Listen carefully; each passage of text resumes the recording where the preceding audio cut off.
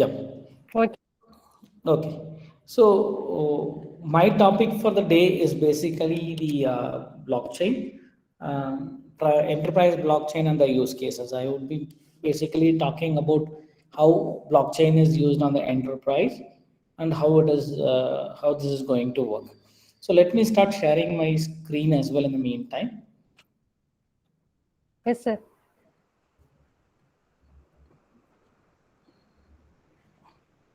Okay. So before starting this, as definition for anything and everything is different from each perspective. I would like to put my own perspective of what blockchain is, and then would take a brief on explaining what blockchain, how it works, etc. Then I would like to move to the enterprise blockchain use cases. Predominantly, to see blockchain as a simple definition is blockchain is a technology which gives you the ownership of your own data. The evolution of blockchain had made anybody and everybody in the world to own their data. So how does it differ? How is that different from earlier? Is the simple question which would to answer this question would answer multiple questions. Earlier, when you are subscribing to a service or buying a product, you would provide your details to a centralized authority. It could be a bank, it could be a telco provider for a SIM broadband connection or anything else, or it could be some government schemes, etc. Wherever you do, it is your data, which is your identity proof and address proof and whatever proof information, geographical information, etc. of yours is what you are going to give it to government or telcos and everybody. But the data, the moment you give it to them, is owned by them. Then how does I define this ownership is I am giving a copy of my data to reside in their server. After giving this information to them, I have no control of my data. They can keep it, they can delete it, they can use it for something else. How do I know? Do I have a clarity of what they are doing the data beyond that? If we would have had that clarity earlier, if we had a clarity, then we would know. Let's assume that if we had a clarity for this, then we would have not even ended up having so many spam calls coming to you every day asking, do you want you have a good credit score, do you want a loan, do you want to have credit cards, do you want to have, etc. All this because is your data which you had provided to somebody has gone to somebody else's hand who's providing you this information. So you had given an ownership of your data to somebody else and sign an application form which has an agreement says that the company has a right to use your data for other cross selling or upselling function features. That is what we keep doing. So what blockchain on a platform when it was evolved few years back has brought in is it brought in a thinking of why should my data be owned by somebody? It is my data. Why can't I have a ownership? Let's take an example. The same example I would come back where assume that you are taking a SIM today. You go to a shop, provide your Aadhaar, whatever ID proof to him, and sign up an application, then get the details, get the SIM to you. Beyond that, you don't have any control of your data. Tomorrow, if you don't like the telco provider, his service is not good, all you can do is throw that SIM out and take another SIM. Will you be able to take your data back? Because you are no longer in contract with them.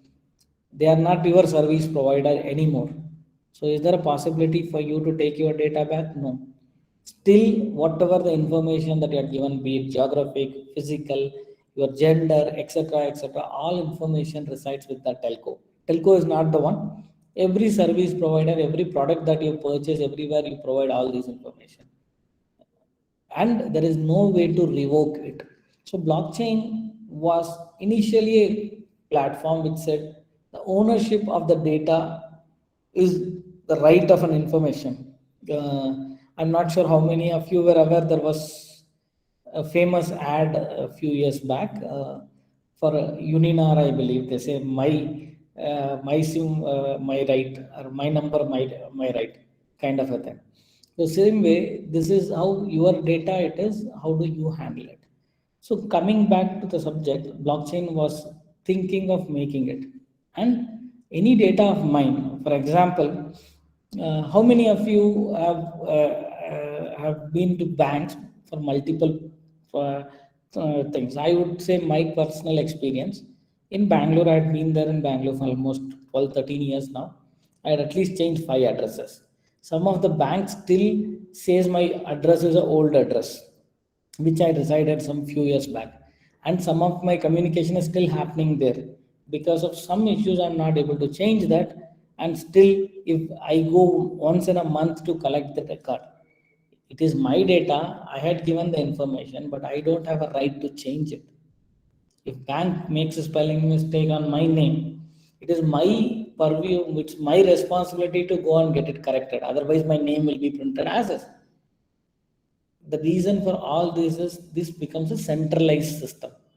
So what blockchain tries to do here, to come up with a simple definition, is there is no one centralized authority who is going to hold and tell you you are the right person or you are this. It is you.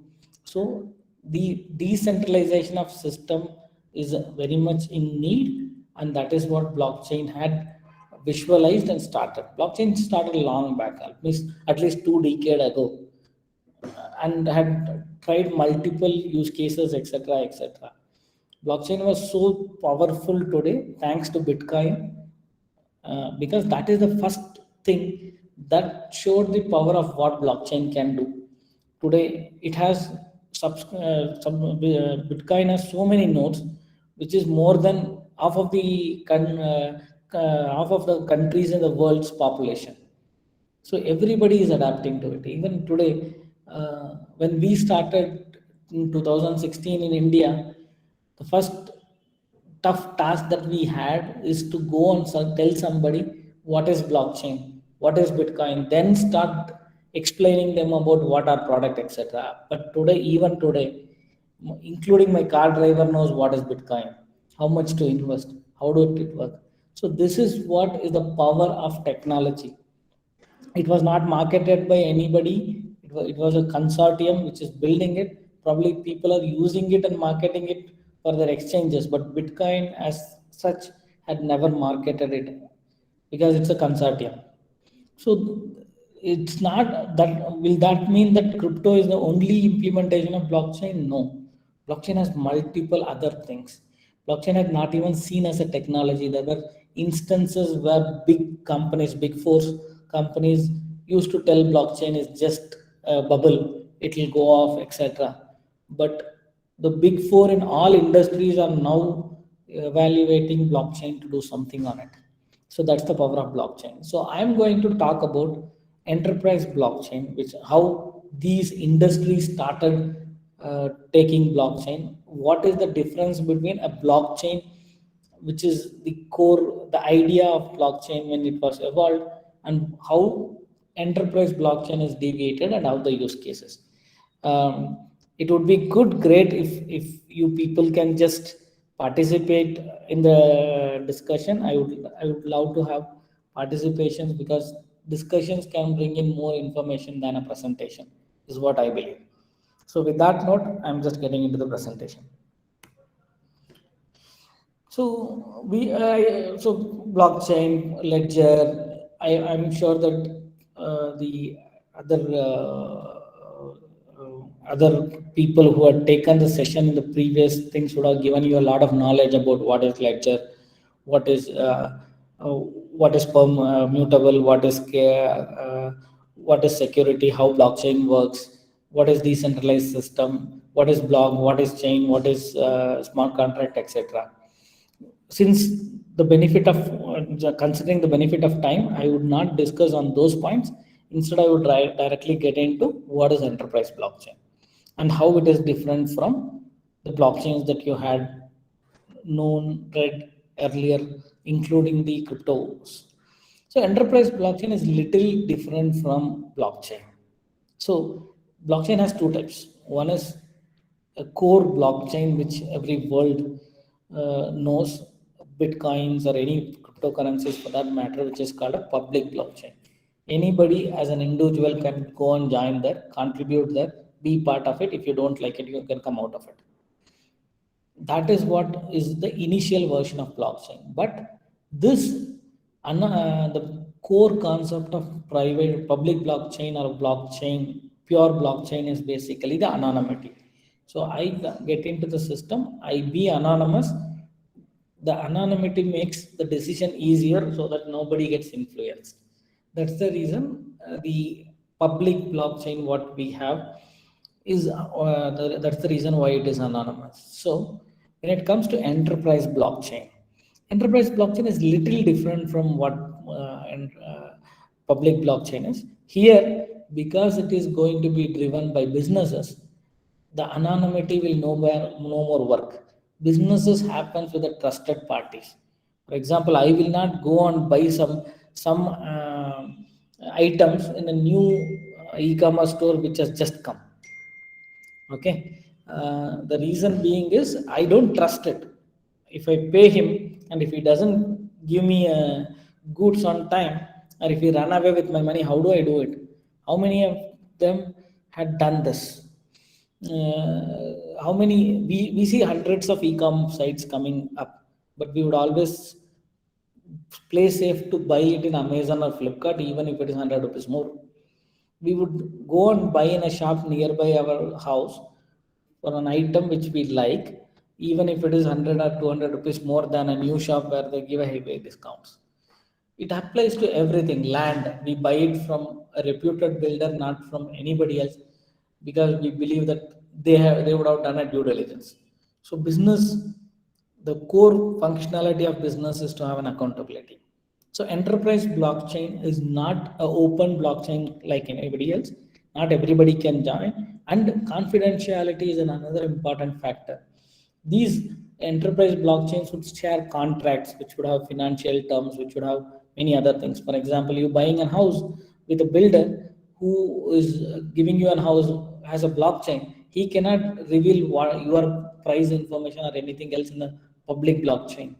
So enterprise blockchain is nothing but a secured, it's like a gateway community. Every house, every road has houses, but when it comes to a gateway community, the gate entry into the gateway community is permission based on some restrictions. You should be an you should be part of, you should own a house there, you should be a guest for somebody else's house, or you are going to provide service, etc. Enterprise blockchain, if I would articulate it in a real-time example, public blockchain is like a city, and enterprise blockchain is like a gated community or a township within a city where the entry and exit is restricted only with an authorized access. So who will define this entry and exit is basically either a private one player who takes the responsibility of giving you an entry and exit, or is it going to be a consortium? What is consortium here? A group of company decides whether this person has to come in or not. So that's why enterprise blockchain are of two types. One is private blockchain, another one is consortium. So in overall, blockchain is of three types. One is public, the second one is private, the third one is consortium. So public is all understood. The entire city is a public. In a real-time example, from a real estate perspective, township is what is enterprise. If the township is owned by an association of owners, then it is a consortium based township.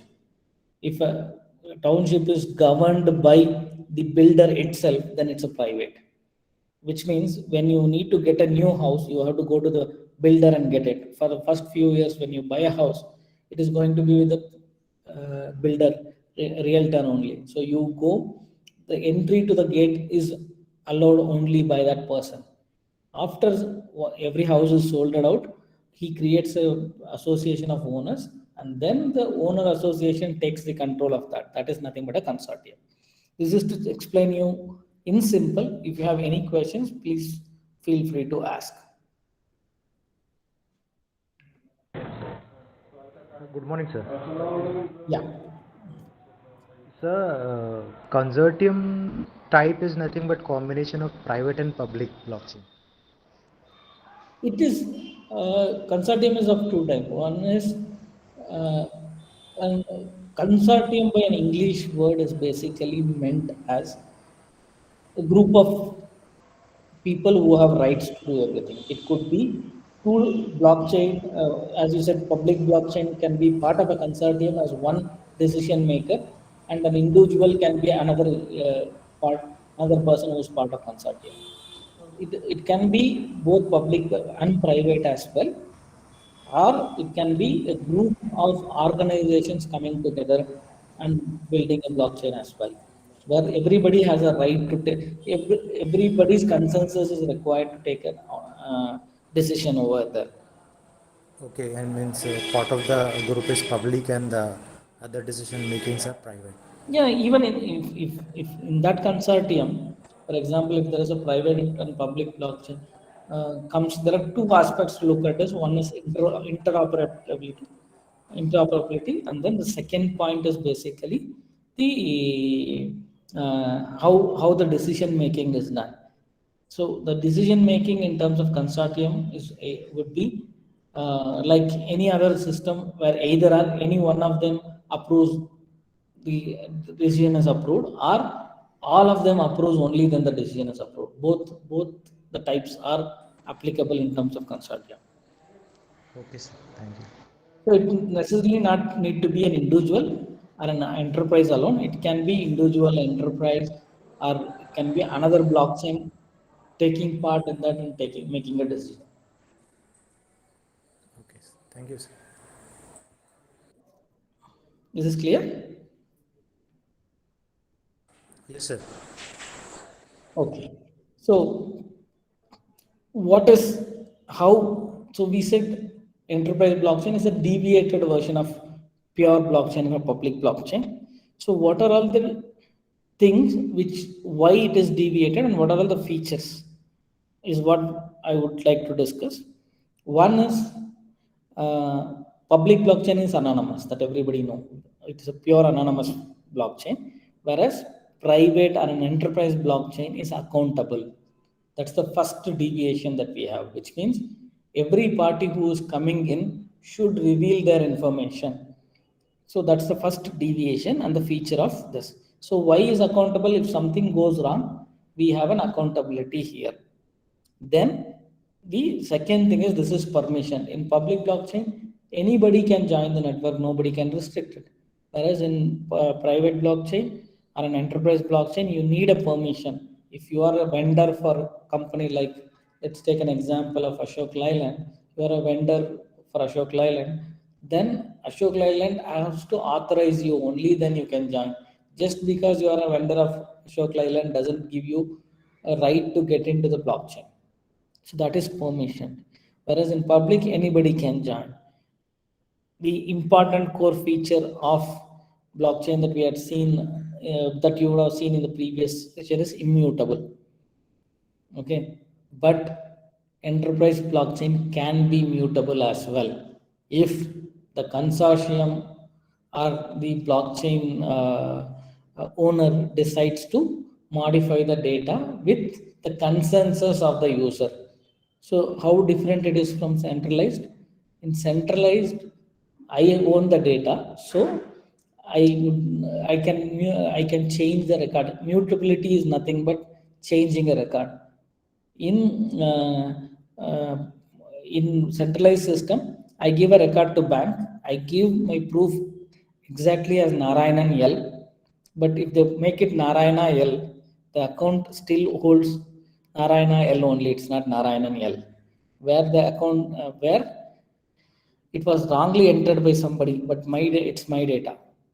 Okay.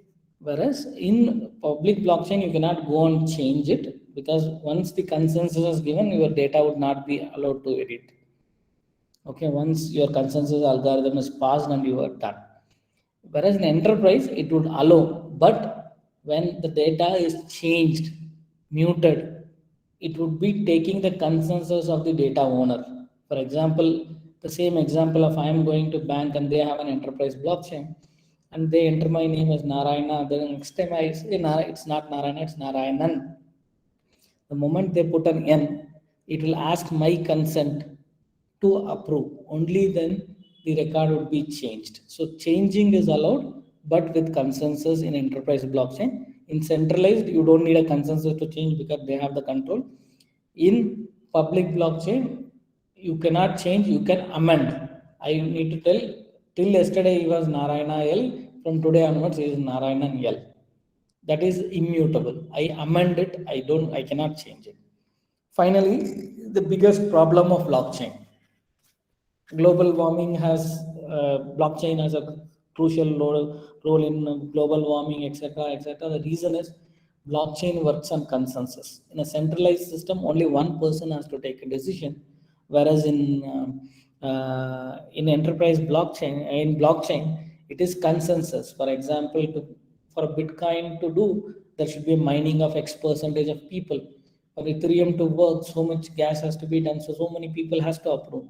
Any transaction needs a consensus, which is not by one, two, but many people. So when the network grows, the X percentage would become a factor, multiplication factor of number of nodes, which is difficult and which is creating this thing.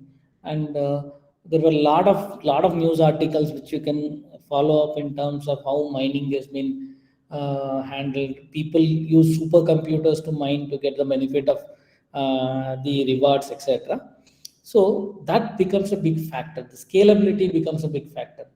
One is attribution of carbon emission. The second thing is basically the number of nodes that are used in the system has to allow. For example, a normal Bitcoin transaction to happen between Bitcoin transaction happens somewhere around 15 to 19 minutes. In a business, if let's assume if stock market want to implement blockchain, you cannot implement this because you cannot wait for 19 minutes to stock transfer to happen. Stock market works on fraction of seconds. So that is where some of the use cases where the data has to be on real time, a decision making system or something else. The scalability is always a question mark.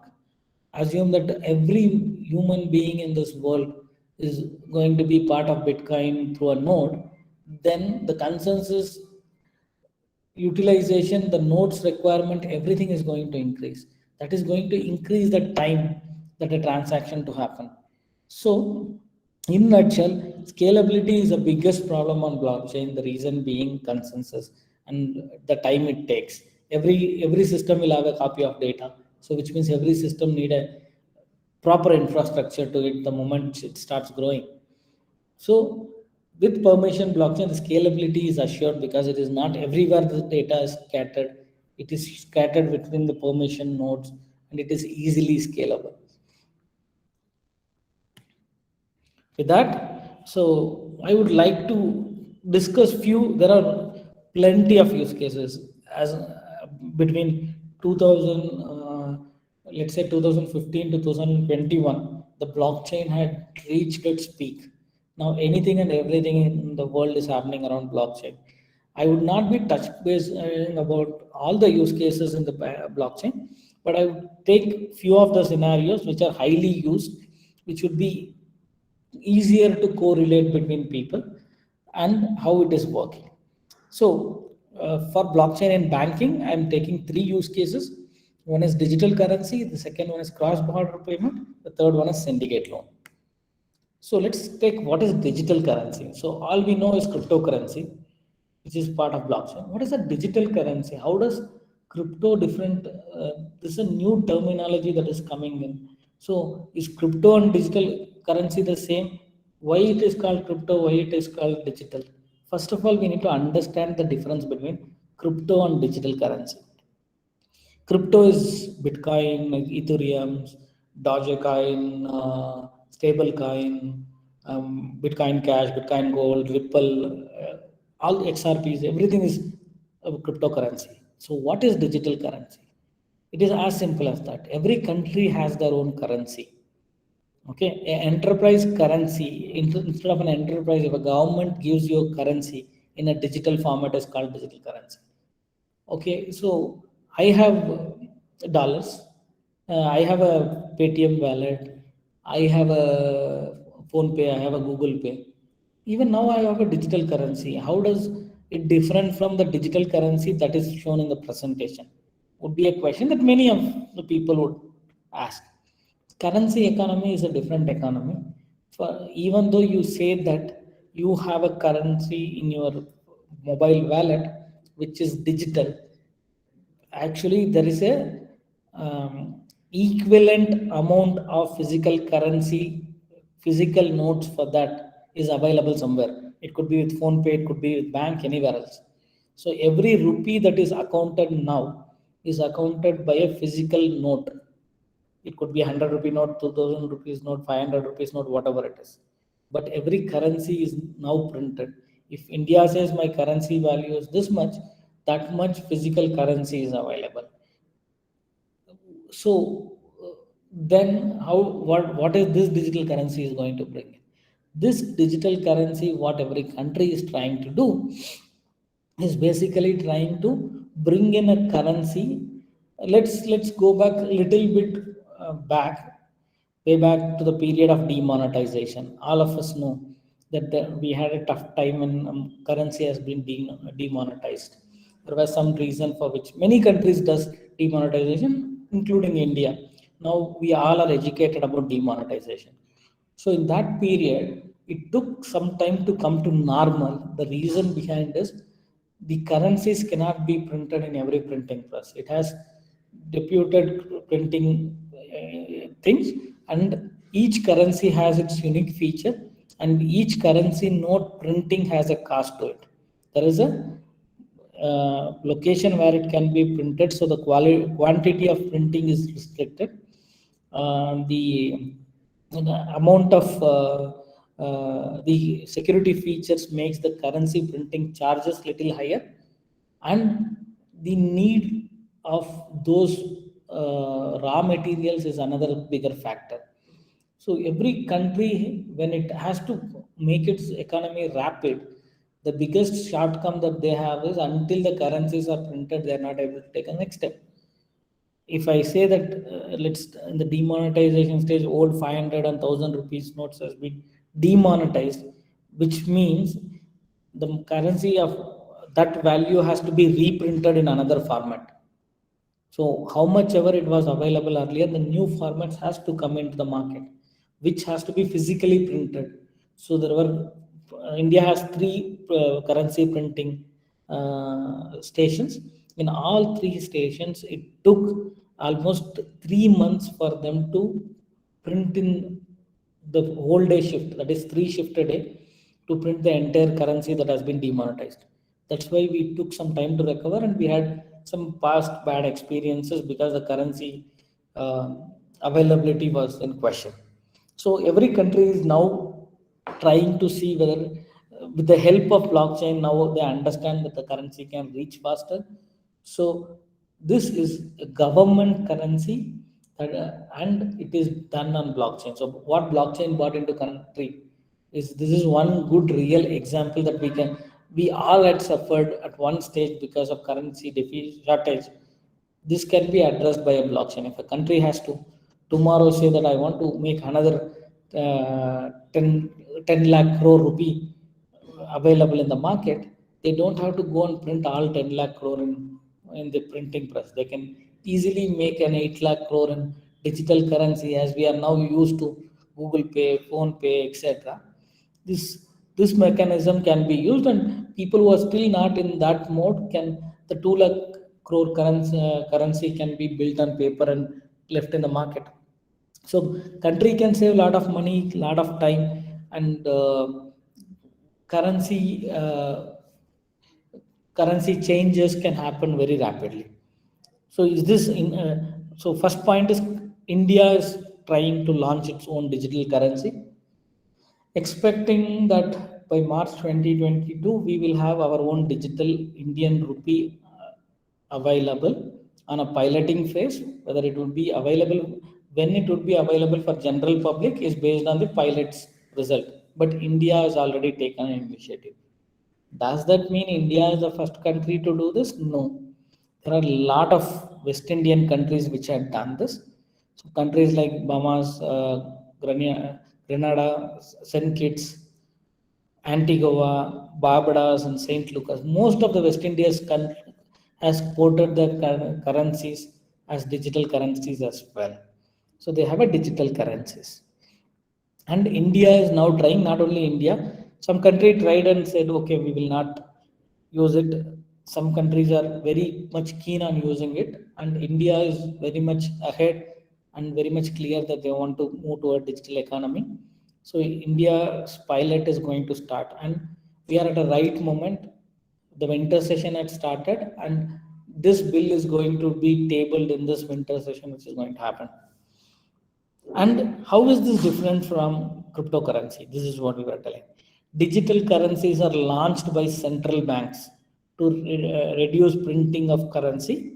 Cryptos are launched by blockchain network. So going back to the previous slide on features, accountability is there because this currency is printed by government, and scalability is there because it can be printed faster, and it is permissioned. The government would say who can accept the currency, who cannot, etc. Digital currency value will be earmarked by a physical currency. If you have a 500 rupees note in your hand, and if you have 500 rupees digital currency in your blockchain wallet, both are equal at any given point in time. Whereas in crypto, the 500 rupees note in your hand and your Bitcoin, one Bitcoin in your uh, blockchain wallet would not be same like today, like tomorrow. The values will keep on changing based on market dynamics, demand, supply, etc. Whereas digital currency value will never change. If it is 1 rupee here, it is 1 rupee here as well. If it is 1 rupee by a coin or a note, 1 rupee as a digital currency will hold the same value. And digital currency is a digital form of actual currency of specific country. Cryptocurrency are similar to commodities and not authorized as a legal currency. I can go to a shop, buy goods in the future, and give a digital currency. In Barbados and other things, you can still, even today you can do, but in India, the future you can go, just like how you transfer from your Paytm wallet, you can do it from your digital currency wallet in the future, whereas you cannot do it with Bitcoin in India. And again, the second thing is the other law that is coming in is speculation is that they are going to have a private currency ban, which means Bitcoin and these things won't be authorized. Any cryptocurrencies won't be authorized as a legal currency in India. Very soon, there is a clear regulation that is going to come in. Does that mean nowhere it is accepted? No, there are some countries which accepts. China accepts. Sometimes they block it for some period of time and then they re-accept it. US accepts. You can buy a Tesla car using your cryptocurrencies, and you can buy Starbucks coffees at some countries using cryptocurrencies. There are countries which allows, but in India it's a strict no. So this is all about cryptocurrency, digital currency. For whatever I can provide, I provided a material as well as link. The information is available with the people who are conducting this seminar. They would be sharing you all these details. So that ends the digital currency. So now we understood what is cryptocurrency, what is digital currency. Bitcoin, how Bitcoin is different from a digital currency, let's say digital Indian rupee launched. Now, what is the second biggest use case that is making noise in terms of banking use case in blockchain? So many of us, if we have a relatives in the other country, the moment we transfer money to them, we have a lot of logical things that happens. Especially people who transfer money, one thing that is evident is the money is not real time reaching them until it is through some transfer network.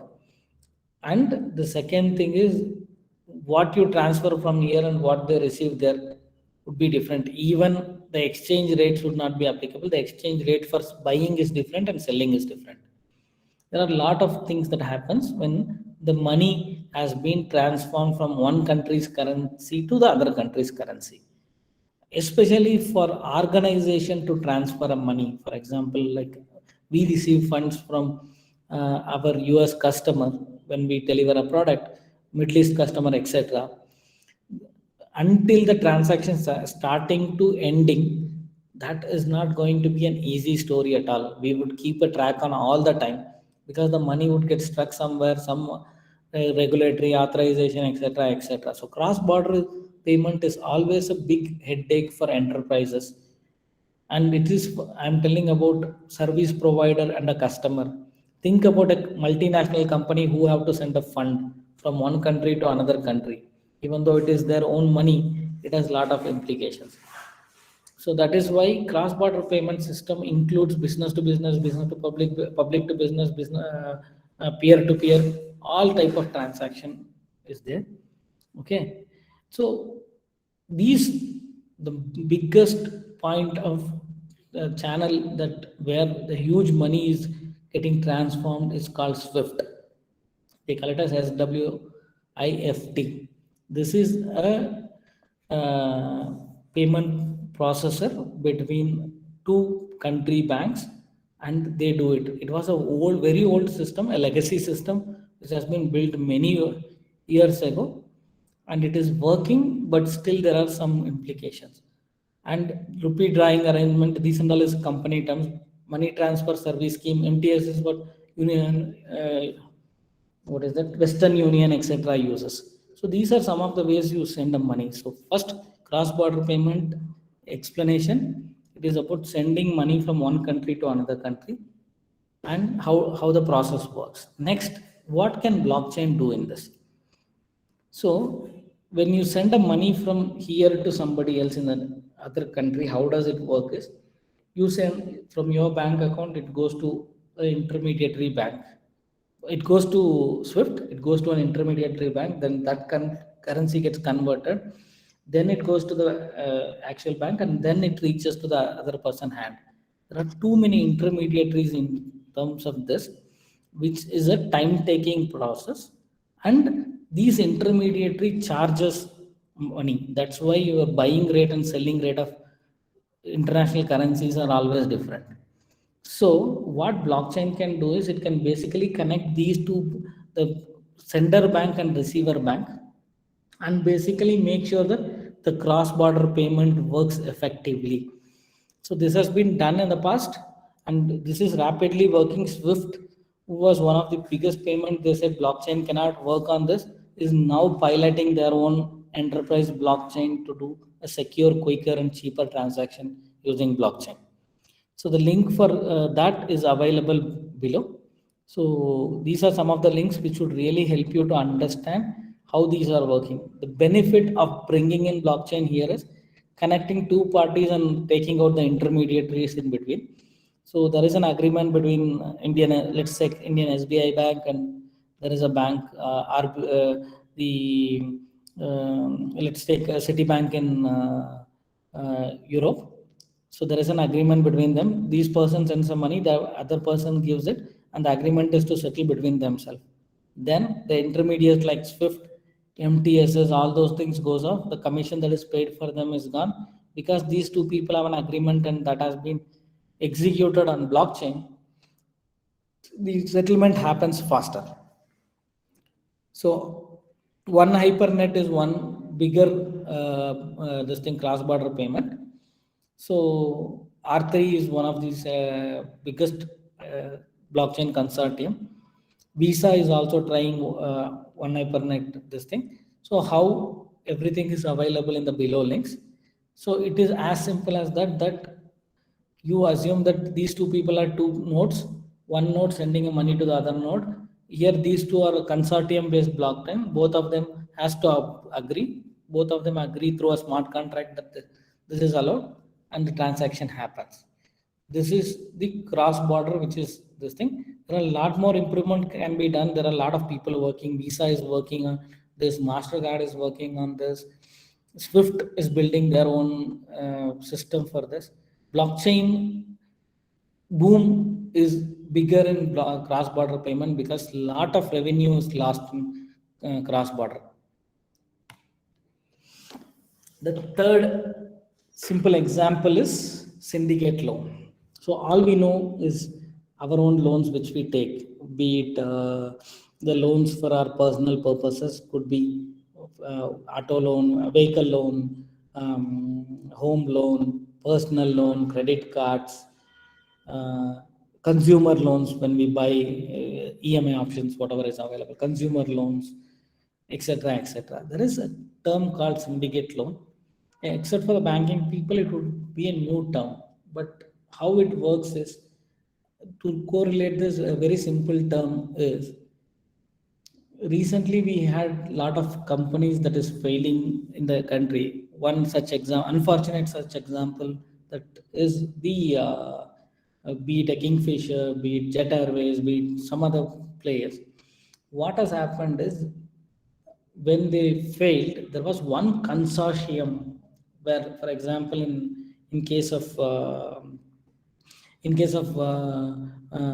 Kingfisher, it is one consortium led by IDBI Bank, the other consortium led by SBI Bank, where the one who were filing the case and doing. Does that mean the whole thousands of crores has been given by them? No. There is a syndicate. The process of syndicate bank is, let's say if I want a 10,000 crore capital for building something, and the idea seems to be good, then what bank does is it speaks to other bank and says that, hey, I have this idea is good, I had validated everything, I have 5,000 crore, I need another 5,000 crore. So other banks also contributes to this. So this forms a consortium of bank. All these banks put together give the money to the company which has asked for. Where out of this, let's assume that 5,000 is given by SBI, 2,000 is given by IDBI, and 3,000 is given by, let's say, Indian Bank or HDFC Bank. So not all the interest rates are going to be the same. SBI might give it for some 20%, IDBI might give it for 24%, and HDFC might give it for 30%. If they agree, this money goes. Whenever they repay, they would be paying it back to SBI, and it is responsibility of SBI to split that and provide it to this. This is what a syndicate loan is. Even here, there is a lot of confusions on how, in this case, how SBI agreed this money. How does, when something fails, everybody asks a question telling that, hey, what happened? I trusted you and given. It was your responsibility, etc. I was not having this document, etc. The loan was given by a wrong valuation, which is done by the bank which is front ending. That's why all of us lost money. All this problem would come. So blockchain is a very good use case here. As I said, it is going to be a consortium blockchain where a customer, when he proposes its project document, company P&L, co-founders details, etc., it is going to be available in blockchain, and each of the partners can validate the document. The document source of version is going to be same for all the participating banks in the consortium, and then based on that, every bank can tell how much I'm going to participate. There is no need of one bank collating all the information, discussing everything. Once the syndicate loan has been put into the consortium, every bank can see the details and say, I can contribute this much, I can contribute this much, and it can be given. So in this example, with whatever I could get it from an internet, actual example is a Chinese corporation, Tencent Holding Limited. This many of we know, WeChat, TikTok, everything was Tencent only. So the biggest internet company in Asia, and the owner signed a syndicate loan in March 24, 2017 to raise $4.65 billion. Okay. The loan deal included commitment from a dozen banks. So this 4.65 is not given by one bank. It was given by 12 banks. Dozen is nothing but a 12 banks, with Citigroup being the coordinator. So Citigroup was leading this consortium, and then 12 banks had given. If assume that if syndicate loan was not there, every bank would have rejected, telling no, 4.5 billion we cannot fund. So that is the power of this. Okay, now syndicate bank is understood. What is the example I had understood? So what and all they would look at for this thing is, so book runner and underwriting of loans based on the P&L statement, etc. Now coming the next point, that how does blockchain help here? Okay, so when I say, okay, we can bring in blockchain for everything, how does it help here? So the first question here is that this information is available for all the banks in a blockchain system who are ready to sign the contract.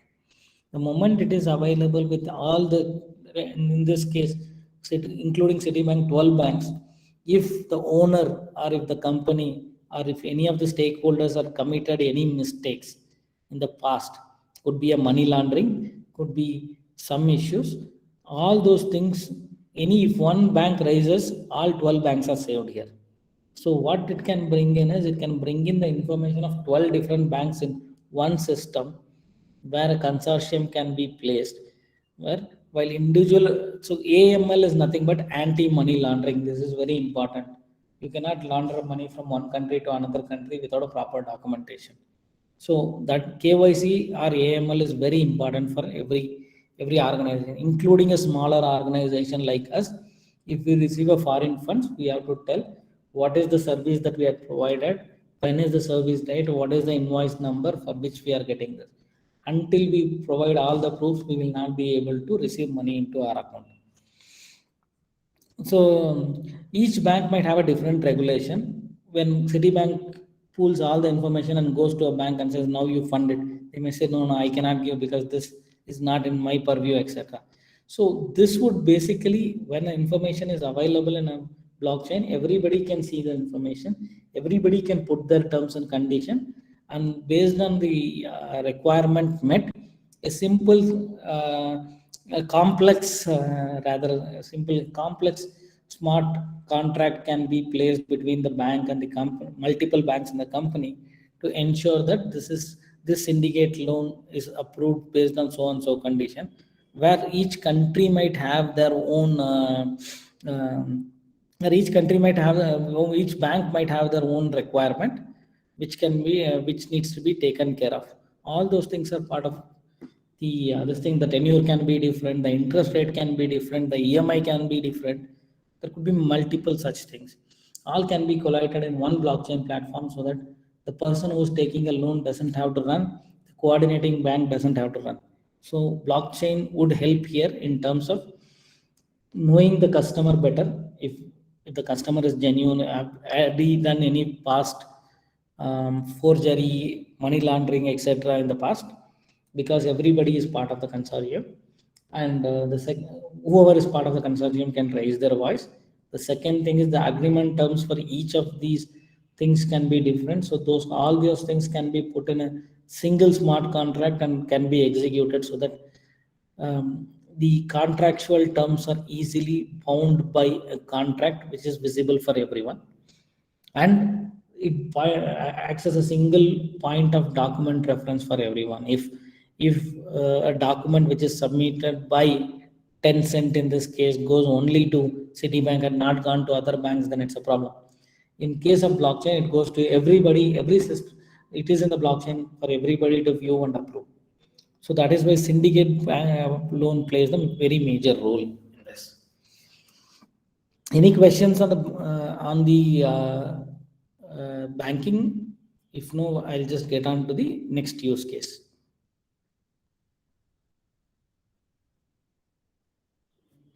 There was some chat question. Okay.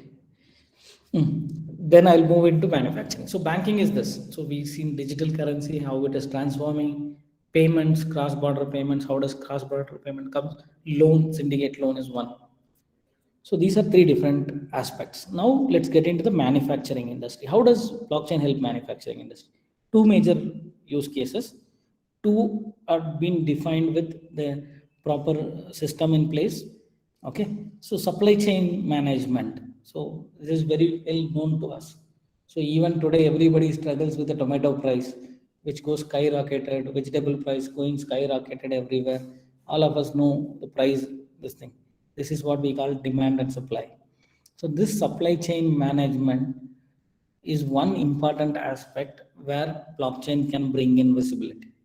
How? What is the supply chain management?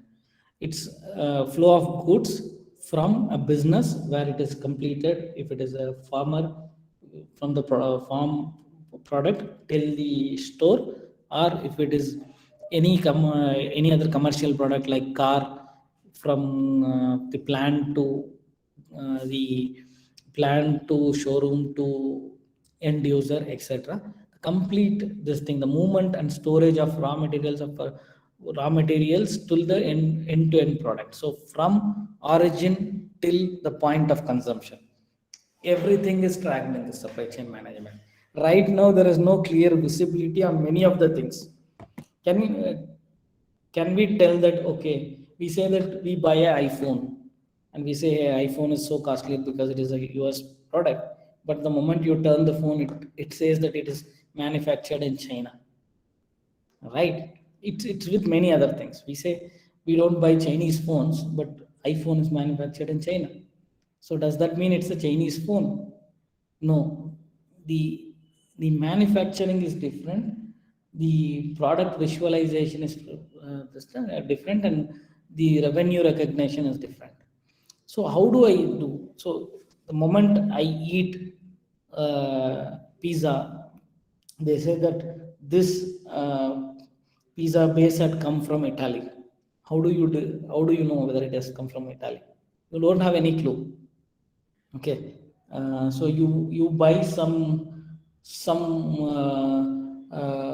food items like this thing. They say that this has directly come from Himalaya, this has come from Europe. The Belgium dark chocolates directly imported from Belgium. Do you know it? Is it from Belgium? There is no supply chain management, and that is one use case. Let's keep that aside. The second use case is, now a company which is producing a car, in this case Renault, want to say that this car has been built as per the specification that we said. How do they ensure? When I say specification, it includes bolt, nut, to tire, engine, etc., etc., etc. How does they determine it? When they have a complete transparency of the production of raw material till the end user whom it has gone. We all know, we keep receiving this message, that many of the car users know, we'll keep on receiving this message, sir, this is a company fault, so company had said that they will replace it free for you when you come for the next this thing. So I had at least done it for twice for my car, where once the suspension was wrong, and one more time there was some other thing which went wrong. So how did the company identify that I am the car which I bought has the problem? All this because of supply chain management. Supply chain management, is it not automated earlier? It is automated. Automation is different from decentralized.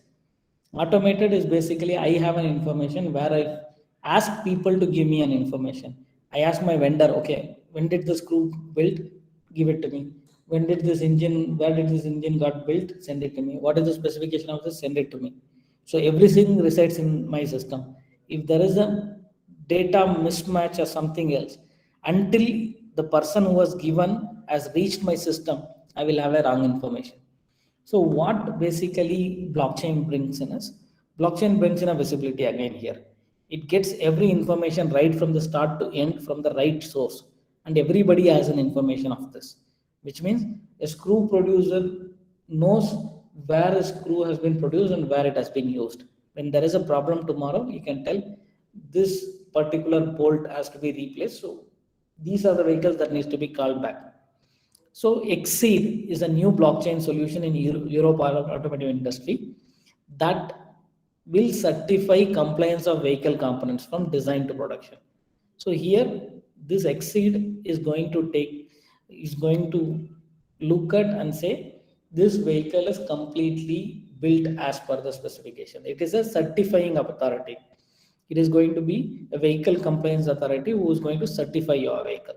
So this is developed by Renault Group, Forcier, Nuff Industries, and other industries along with IBM. So IBM being the technology partner, these companies had come together. So any car that is certified here means that that car has all the parts from a nut and bolt to engine, everything has been verified from where it has been produced, procured, till which machine it has been, which car it has been assembled. So it improves the responsiveness and efficiency because everything is in place. The moment it is procured, it has been mentioned. The entire production, this thing is adjusted. So when there is a flood in India, in Andhra Pradesh, where is a plan for a critical part, they will know that this vehicle cannot go out because there is a flood. Next 20 days, the production is going to be halted. So they know which are all the vehicles which are dependent on this 20 parts, so that they know the delay is going to be there for in this. The very simple statement here is we don't have penalties. India as a country doesn't have penalty for anything except the RERA, which has come recently for the real estate. Rest all delays, anything that you buy, nobody takes care. But in other countries, for every service or a product that you use, if there is a delay, you have to pay a penalty. Especially Europeans are very clear on that. So that's the reason there are a lot of complaints happening there. Hoping that India will also have that in the future. And if that is the case, then all all the services and products would be clear. Nobody can bluff telling that, okay, this is a Belgium chocolate, this thing produced in Belgium and getting it from a local market. The supply chain is very critical part on this. The next use case that I wanted to touch base is trade finance. Okay, so supply chain is what we spoke about. Okay, this is the part that is coming here. So trade finance is related to supply chain, but not supply chain. So I'll explain you how. I am selling I am a big merchant. Let's assume I am a big merchant of rice in India. Somewhere in Karnataka, I have a type of rice which is very much used in Dubai. This, I had produced it, I have to send to Dubai. The guy who is buying this in Dubai will not pay me until he receives the rice. That is how that's how everybody is. Until I receive the goods, how will I pay you? But I produced, I cannot send this with putting additional money. And if he receives and says that I don't want this, who's going to take care of this? So trade finance is an aspect where a buyer and a seller who had never met each other, it could be in different geographies or something else, is trying to do a trade. Here, in this case, what will happen is the buyer who had shown an interest will go to his bank and tell that I am going to buy from it. This is the letter of credit. There is a document called letter of credit that I would like to buy this goods from Narayanan from Bangalore. This is his identity, this is his company, etc. And if he delivers this goods with this specification, this, then I am agreeing to buy. So this is my letter of credit for it. So he takes it from his bank.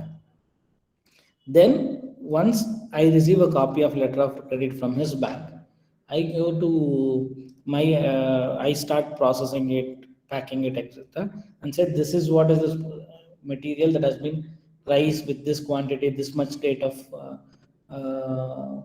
seasoning, everything is done. This is what I'm gonna send. I send that bill of lading. I take one more document as bill of lading and give it. Then the trade happens. I gave a document, he gave a document. Both of them are residing in a bank. Then the goods starts moving. It gets transported. There is a transport related document, invoices, etc., etc. Then once the goods is received, the banks in both the parties would verify the documents and say, okay, this is what is sent, this is what is sent, this is what is agreed. Okay, this money has to be transferred. Now, if the owner says, no, I have not asked for this, the bank will verify and say, no, as per the letter of credit, this is the one. So this money has to be credited. So here bank plays a intermediary role to connect these two people. And it is not only two banks. You have ports, you have immigrations, you have other departments which basically collects these information, validates various aspects, transportation companies, etc. So there are a lot of players in between. As of now, what happens is the trade finance not happening as on today? It's happening. But the problem in trade finance that is happening today is basically there is a forged document given. So all of us know there is an illegal drug trafficking happens, illegal weapons that is getting transferred between countries, etc. How does this happen? Because I show a different letter of credit bill of document. I compromise with the port authorities, etc., and move a goods which is not the right goods. Okay, we would have seen in many other movies where you see something is kept, weapons kept on the bottom, and on top of it, I keep it with flowers, something else, where the custom authorities open, see, etc. We had seen this in enough movies. So with trade, with this thing coming in, blockchain coming in, how does it work? Is I cannot fudge or change the document which has been sent, which has been given in the letter of credit. I am not going to. How does the letter of credit reaches the port? Is along with the material that I'm shipping, I would basically put this document on the parcel itself. So bank authority takes and verifies. What if somebody who is in the ship modifies the document and puts a modified document? What he receives would be not the document which is with the bank, because it's a physical copy. So trade finance can bring in a visibility here in terms of how does this work. Everybody receives the copy of that document at the same time, and if somebody changes the document, everybody would be notified telling that this guy is trying to change the document. If it is approved, it is approved. If it is rejected, it is rejected. So that is where it comes. Again, IBM plays a major role. IBM had built a platform called TradeLens, which is a trade finance platform which enables bank, ship ports, transport authority, everybody to come together. Insurance company, because it's transported. So all these people can come together and do it. Global trade finance solution it is built by this thing. Again, I had shared a link where you can see the various details of it. This is another use case of trade finance. So this is on the manufacturing. I would pause for a few seconds. If there is some questions, please, would be happy to answer.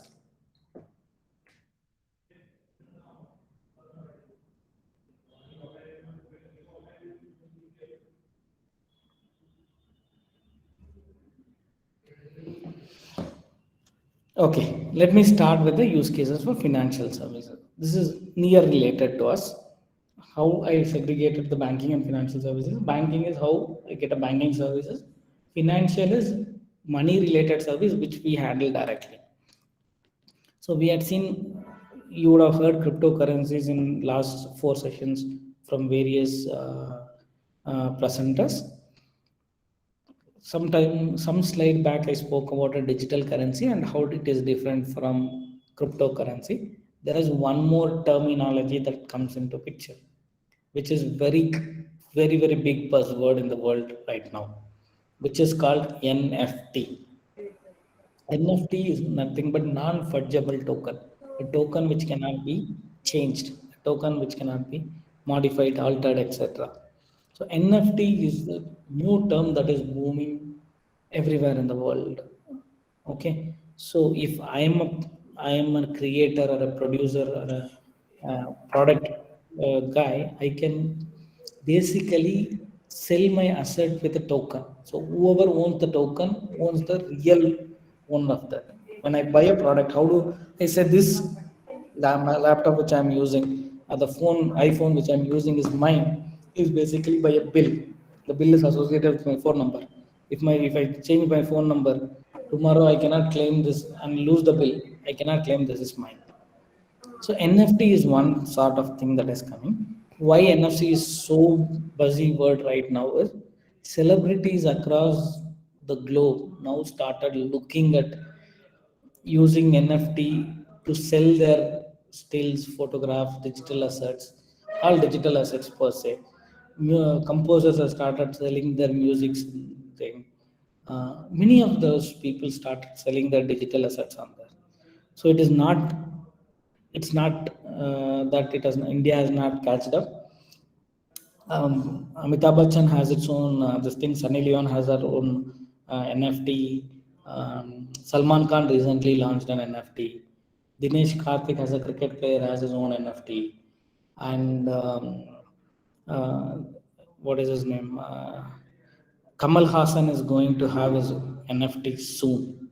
So everybody is going to use this as a platform through which they identify a digital asset and sell it.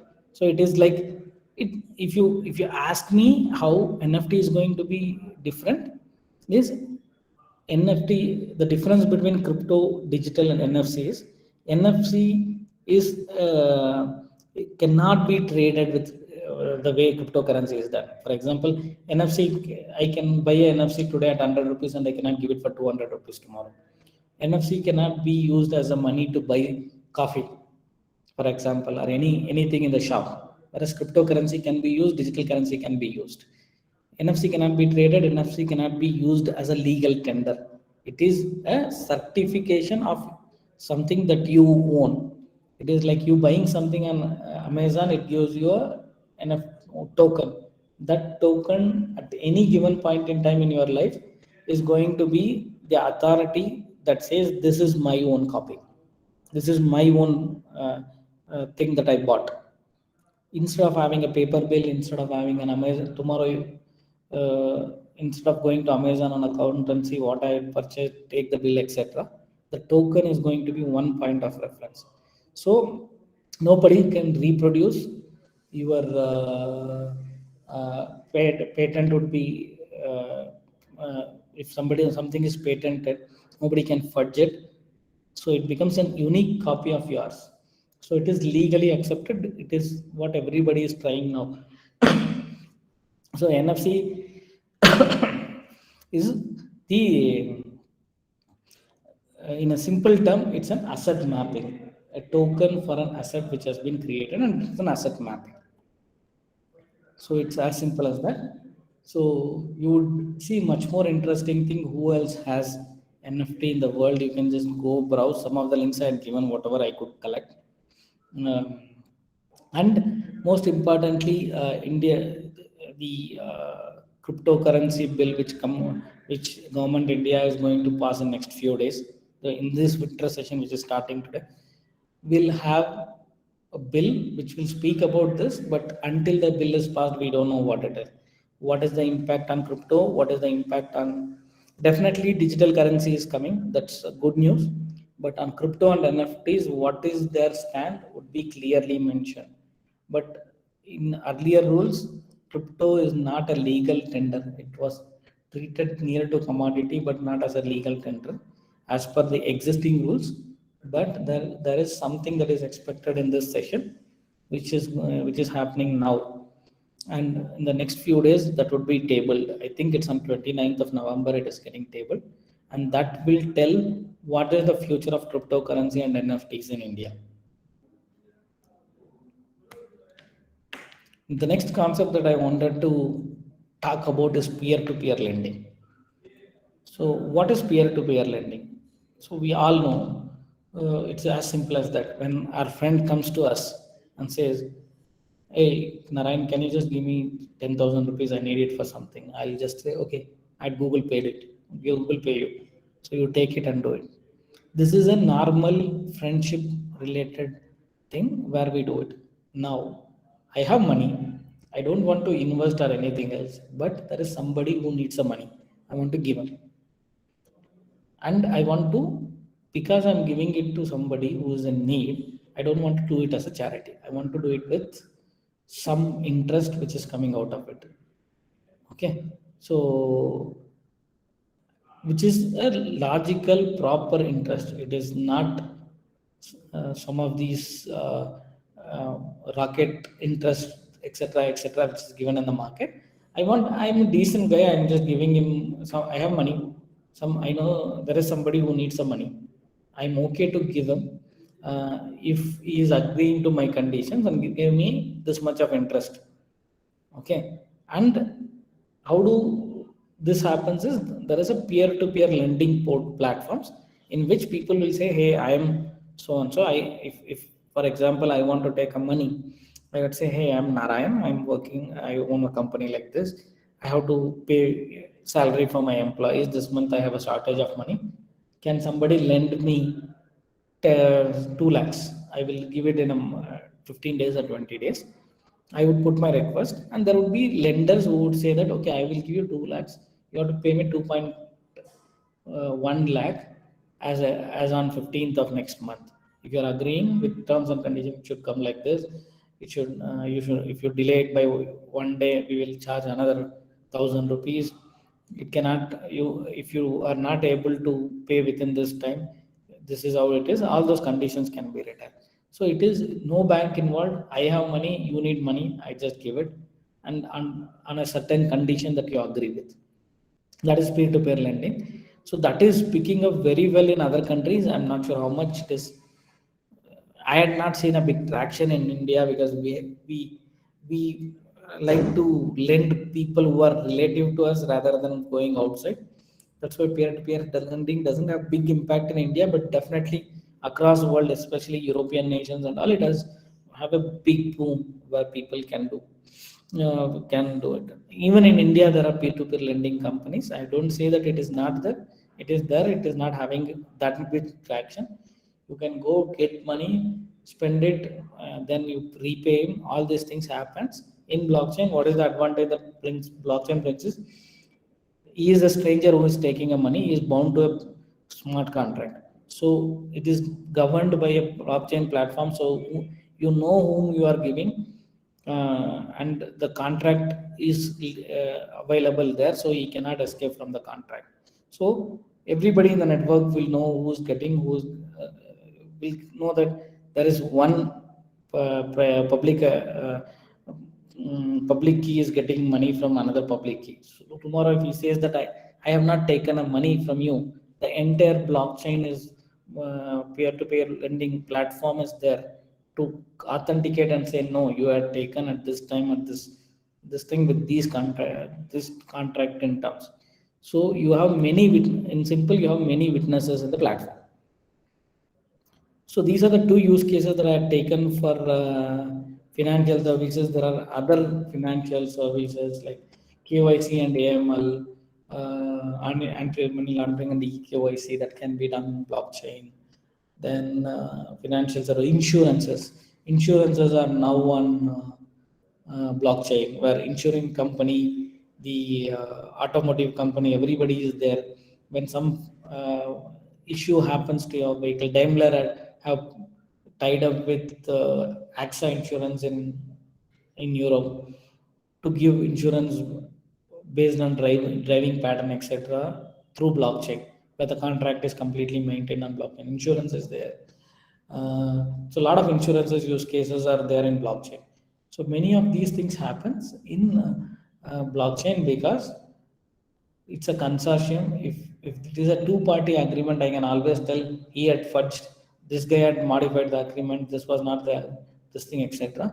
Whereas if it is a blockchain, the data has been authorized by many people, and it's basically the data modification happens in front of everyone. So any person cannot modify any data behind the scene and say that this person had done wrong. So again, I'll pause for a minute. If you would like to know anything on the financial services use case or any use case that you want to discuss on the financial services.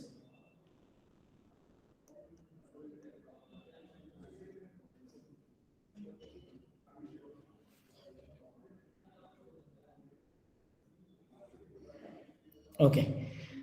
Finally, the healthcare. So all of us are more related to this. What if there are two use cases that I have taken: digital vaccine passport and health record management. So first, let's go to digital vaccine passport. So what happens is, vaccine passport is a concept that exists from a long time.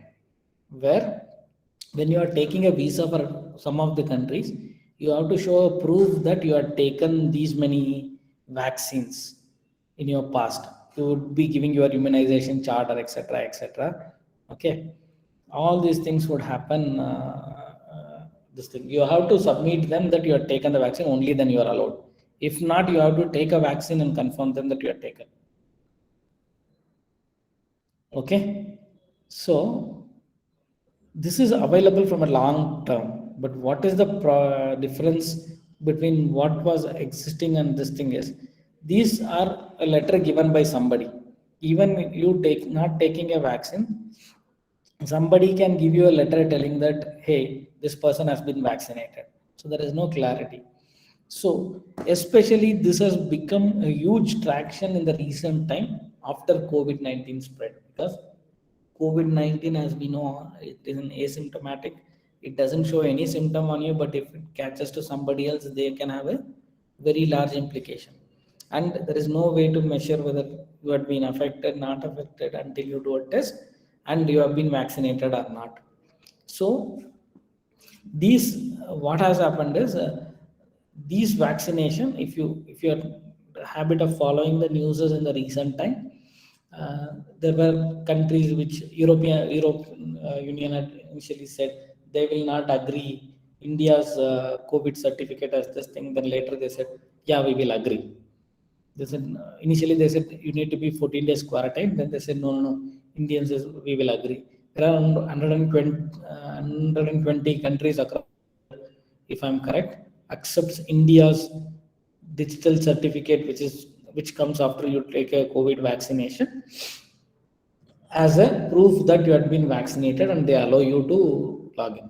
And the robust platform which we built, not related to blockchain, but a proud scenario that we should be proud of, is the CoWIN platform, which was built for this COVID,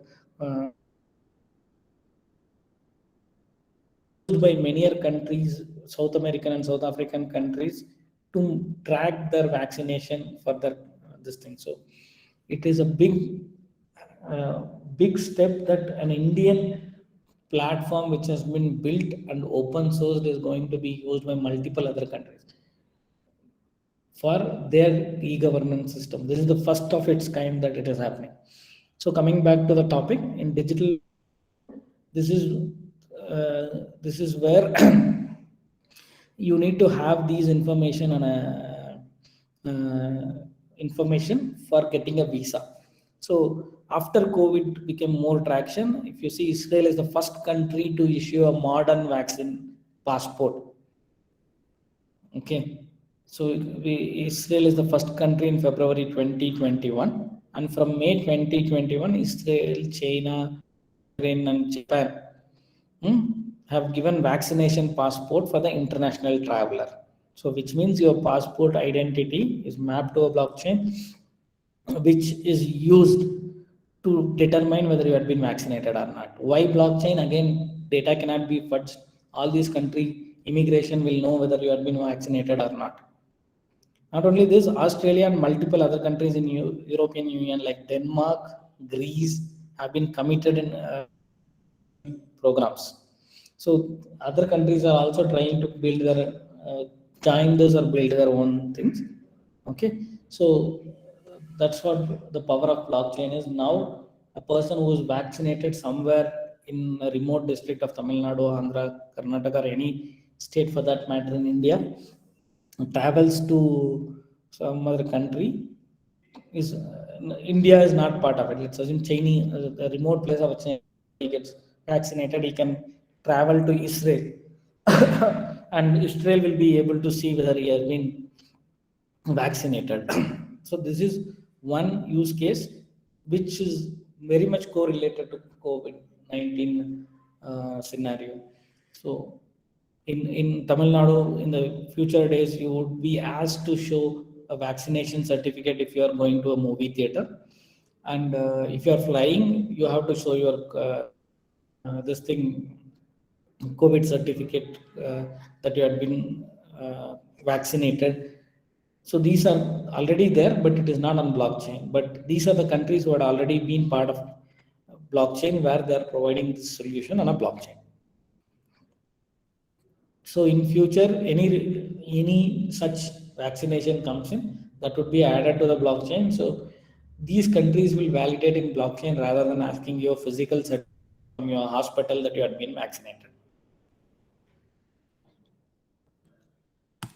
And finally, the health record management. This is one big topic that everybody correlates. I had, my father was a diabetic patient. My mother is a diabetic patient. So I had this thing, practical experience in carrying a of his 25 years of record of medical history whenever we are visiting a new doctor. The more than his bag weight, his medical records would be of a huge weight because he had been gone through a diabetic, he had been a heart patient, etc., etc. So he had a huge set of records. Whenever we take him to anywhere else, we carry his medical records as well because we have to show it to somebody. So the problem here is card. Okay, in India, we just go and give a medical record. The hospital takes a copy of it and then says, "Okay, we admit him," and they add their record. But in other countries, especially in European Union, US, etc., in European Union, very specifically, GDPR has a very clear mandate that even medical record is confidential. Let's take an example. In India, if somebody discloses detail of an then it's a breach of this thing. They would be penalized. Okay, disclosing of specific information about a few specific diseases are still not allowed in India, but in other countries, medical record is a more sensitive information that cannot be disclosed everywhere. And when you go to one hospital, you get a treatment, they create a medical record for you, they store a record, and they write in the file, you have taken the treatment, you bring back. But whatever is stored in their record, you will never be able to see. It is stored in their server only. Go to another doctor, they will tell you, prescribe you the same amount of test information, etc. You take again it, and you treat him again, you treat the patient there. Again, it stores in their record, they write something in the book, then you come back. So this is the common behavior of any patient in India. So what can blockchain solve here? Can solve here that if these records are kept in blockchain system, which is administered by a consortium or a private party, then he can add a new person, give the information to that hospital when a new patient is going. They don't have to carry the report anymore. And when the patient decides, I don't want to keep my information with this hospital, he can anytime withdraw this information. How your medical record with an hospital? Very few smaller hospitals sell your medical records to pharmaceutical company to understand your body composition, etc., to define a medicine, which is not right. So that can be avoided.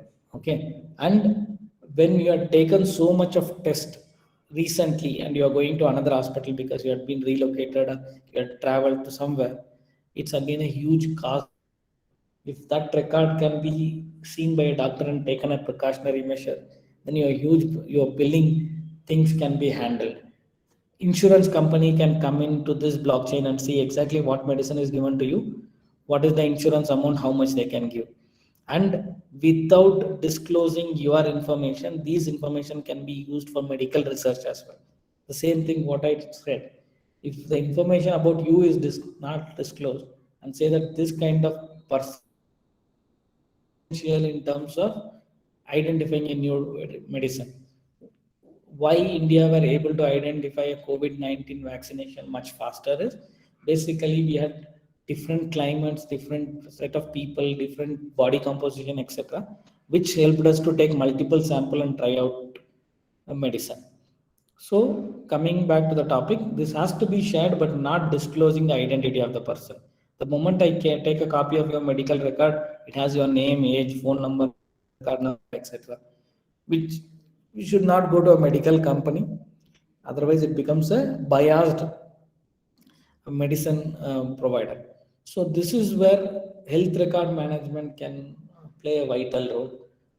Information with hospitals, information with, for example, when a COVID patient is affected today, takes test anywhere.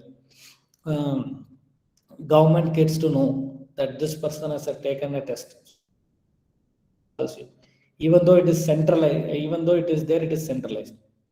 So it all gets fed into a government system, but nobody can access from the government system who's the person, what it is. If it is a blockchain, if it is done, and if the doctor can access the information telling what is the vitals, what is available, he can reduce one more test and ensure that he is in a right track. The same way, when you buy drugs specifically for tuberculosis, cancer, etc., government gets to know who bought this medicine. And if that information is available for some other medical research or something else, it would be much more informative for them to collect information about what are all the various associated diseases that comes into a person's body. So there are a lot of open research in terms of health record management. So there are a lot of things. How do I store it? Because this is very important. Your text, right? It is about the laboratory information as well. It is EMRs, electronic medical records, which could be your X-ray, ECG, etc., etc. How do we consume that information? Do it securely, store it. All this is a biggest challenge. So this is one area where a lot of research is happening on blockchain. So that's why I wanted to cover this as a last topic.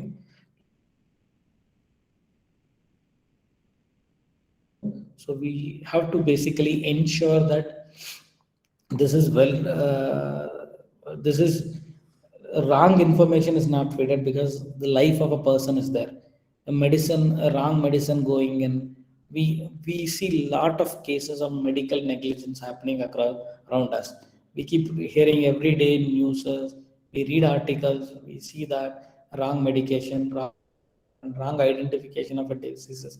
All these things needs to be avoided. A healthy person can create a healthy country and a healthy universe. For that, this is very important. There are a lot of open areas where the research are happening. Over the year, maybe in another down the line, 2 to 4 years or 5 years, I think medical meditech would boom and have lot many nice things coming in terms of securing uh, medical records, as well as having a right medical records which can save a patient's life. And a lot of deaths which is because of non-availability of previous data or wrong identification of things can be overridden. So with this, these are the use cases that I had covered till now for all the topics that we were discussed, along with few other PDFs, like what and all is happening around the industry, which I got it from various sources, has been shared with the organizers. That would be available for you as a course material. This completes my topic. If there is any specific topic that you want to discuss, not only for on blockchain, but on not only on these use cases, but anything else, please feel free to let me know. I would be happy to answer. That's it from my end. Thanks a lot for all your support and being patient and listening. For Okay, a thank conversation. you, sir. Yeah, madam. Is there any queries from participant side? Sir, actually, they chat in the window, the queries. Yeah, I'm just reading it out, ma'am. Blockchain-based B2B payments for bank. How it will be done? It's not.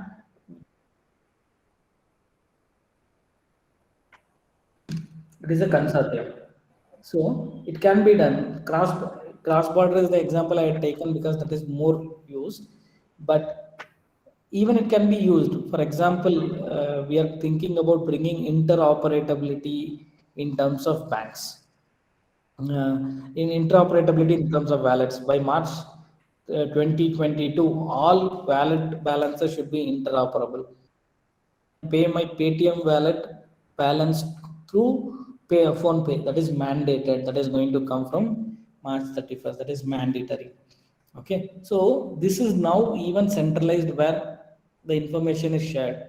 A blockchain can bring in telling that this is one customer where phone pay has, he has one phone pay wallet, one Google Pay wallet, one this thing. So he can put his money into any of these things, and it is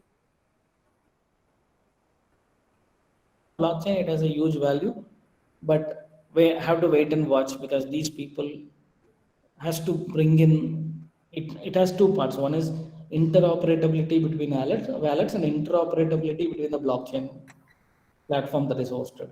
The biggest problem with enterprise blockchain is the consensus to who will govern this is going to be a major part, and hoping it might come in the future. How much time it will take in Indian banks to fully blockchain? It would take at least a decade now, because I would, even being a blockchain enthusiast and being blockchain for 5 to 6 years now, blockchain is not matured yet. There are a lot of issues in terms of blockchain. They are getting addressed.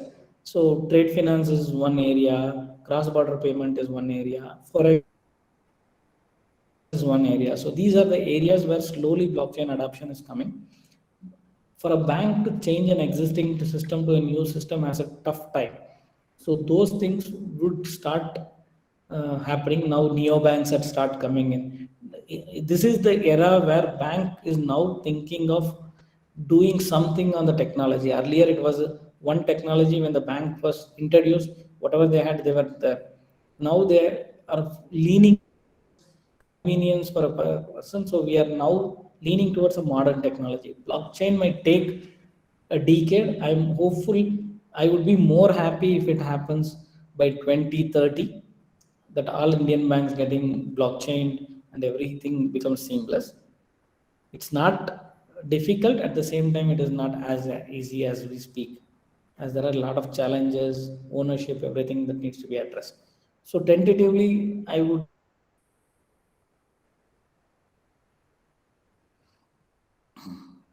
How blockchain can thrive without cryptocurrencies?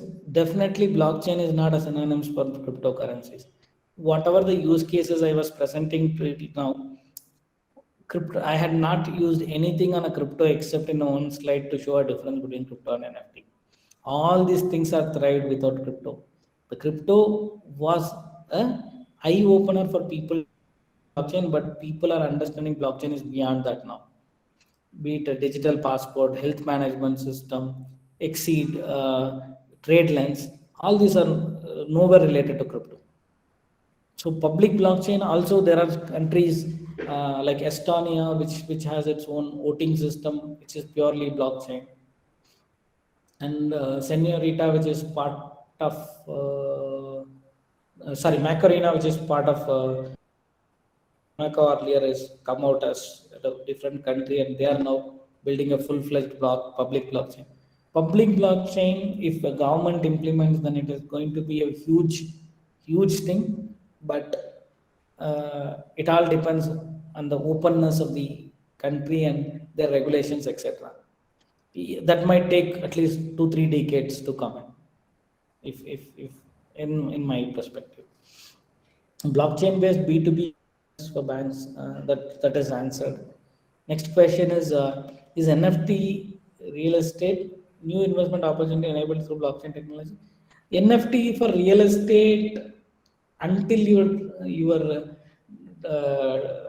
real estate records, land records are digitized, NFT and blockchain might not make sense. So for this, the major factor is digitizing the land record. Once they digitized, then NFT would be the future. Any digital medium of asset transfer, NFT is going to make a huge this thing. So I'm very particular, and that is going to happen for sure.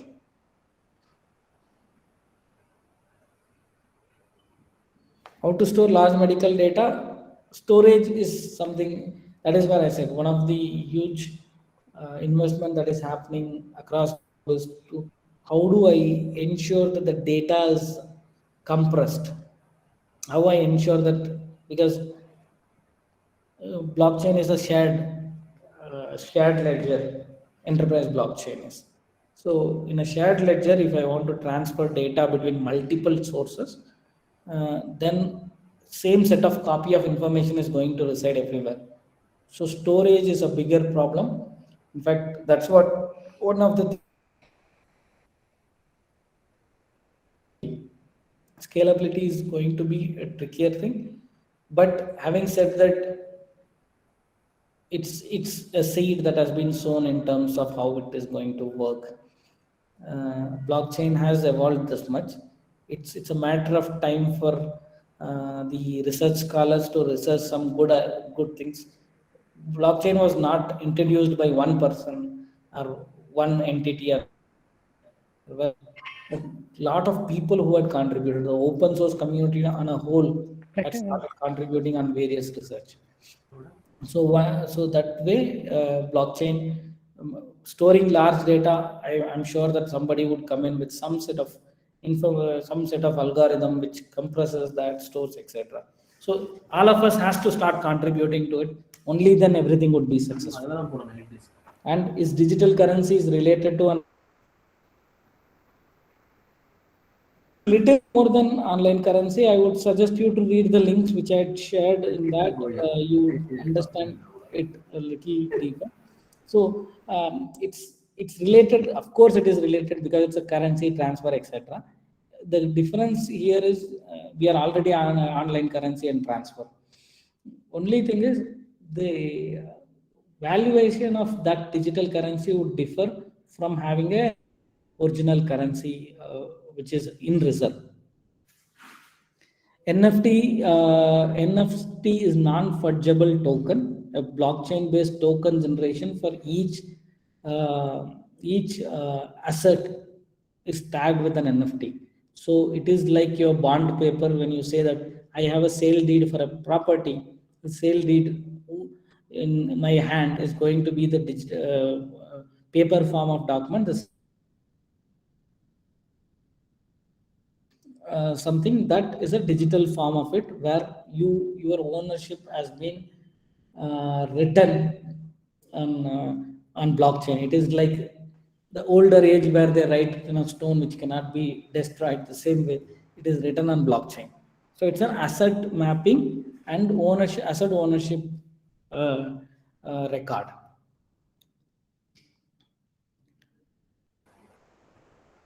Thanks everyone. I had very good questions and was happy that to see the transformation of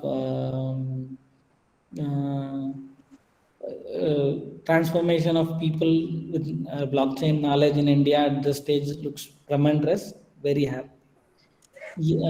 Final two questions.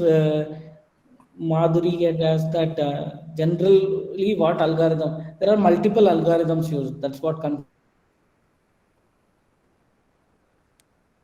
multiple algorithms used, one for encryption, one storage, one for etc. So every blockchain uses. Blockchain is not an individual term. Blockchain is a framework. Blockchain is a technology. In that there are multiple framework. For example, you have Bitcoin framework, you have Hyperledger, you have Ethereum, you have Corda, you have many more things as such. Use their own algorithm. They are unique because they use their own algorithms, etc. And what is the difference? Is it different? NFT and NFT are entirely different terms. NEFT is National Electronic Fund Transfer, which is a mechanism of how a fund is transferred. NFT is non-fungible token, which is an proof of ownership of a particular digital asset.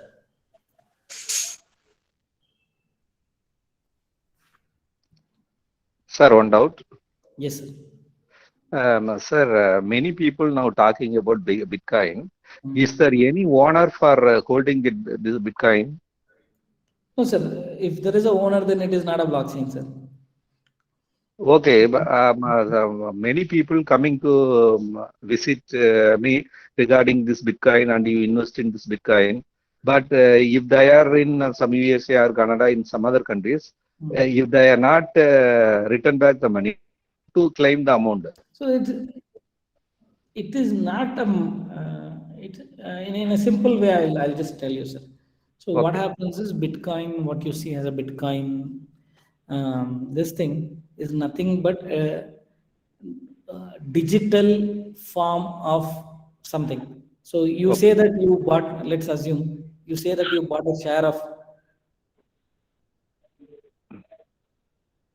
any public limited company. Okay. Yeah. How do you define that 10,000 rupees? Can you go and tell the security that I have 10,000 rupees shares, so let me in? Will he let you in? No, sir. They are inside the country or they may be outside. Hmm. But by means of brokers, we are having some contact, whether it is a good company or it is having bad name, There are similar two things. things.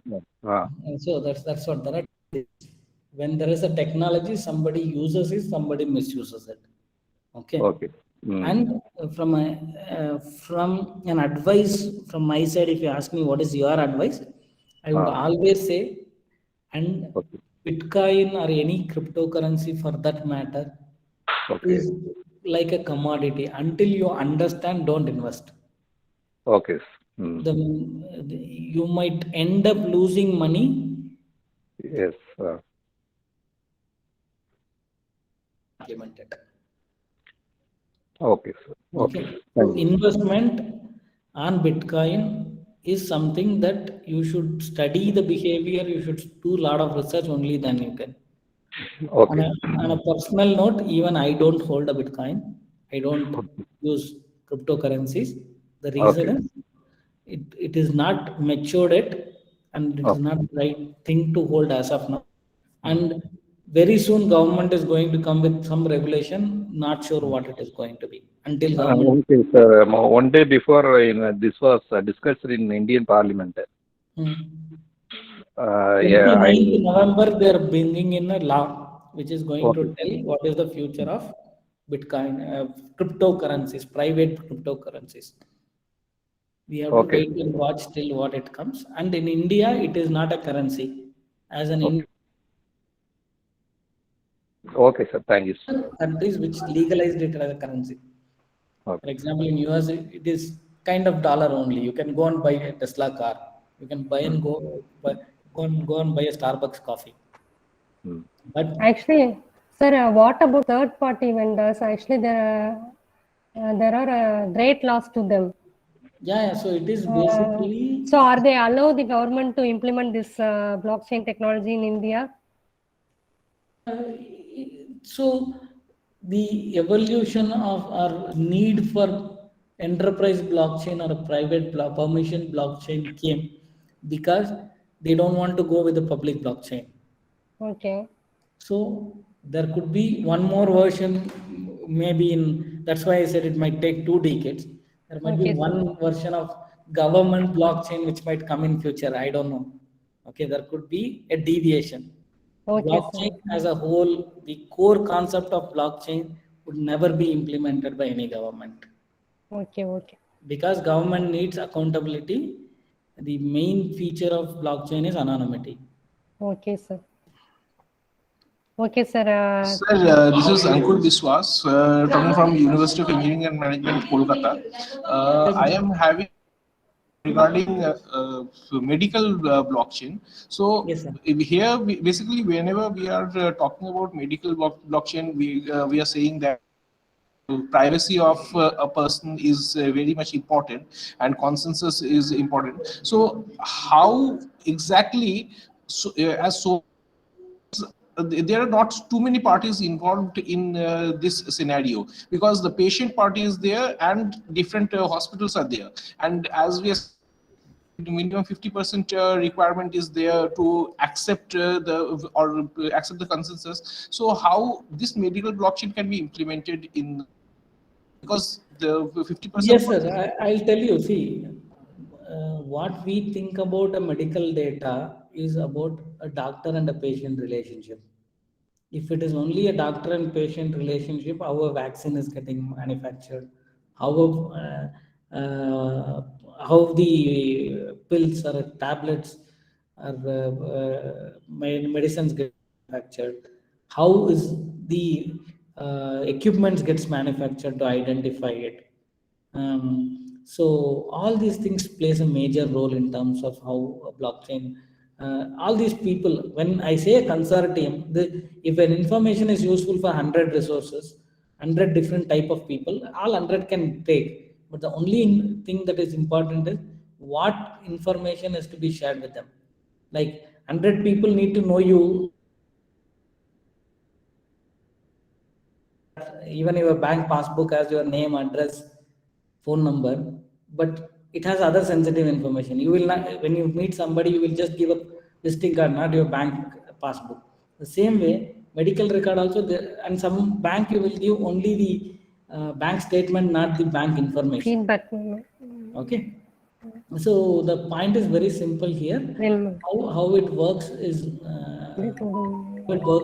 that what information has to be shared can be defined in the blockchain and shared along with them. So it can, some information is useful for somebody, some information might not be useful for somebody. So all these things will be taken into consideration. Thank you very much. Okay, thank you, sir, for your informative session. Actually, we have acquired knowledge about various use cases of blockchain technology in business, healthcare, and know the terminologies about hypernet concept, supply chain management, digital currencies, cross-border payment, etc. So, thank you, sir, for your wonderful session. Thank you, ma'am. Thanks a lot. Thank you, sir.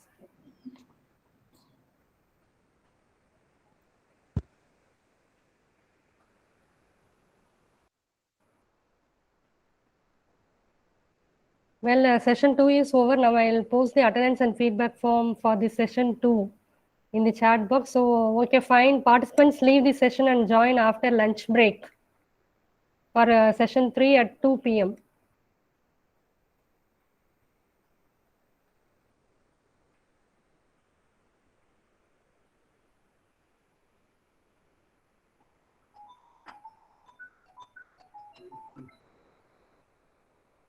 Hello